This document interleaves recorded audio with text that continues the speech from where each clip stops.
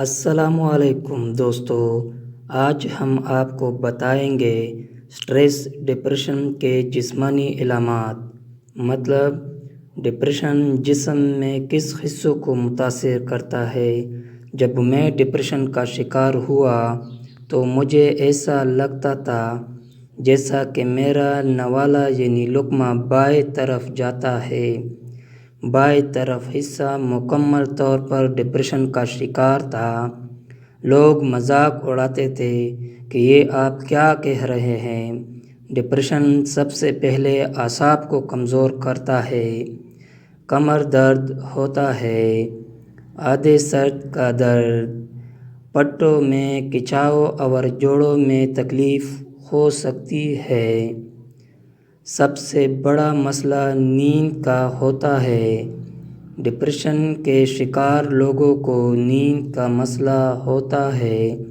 ان کو نیند نہیں آتی۔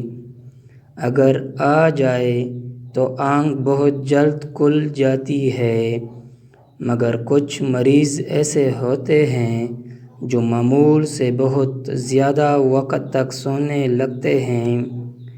سینے میں تکلیف یعنی دل کی جگہ پر، نظام ہاضمہ کے مسائل یعنی معدے کے مسائل جیسے متلی، بد ہضمی، گیس، قبض کا سامنا ہوتا ہے۔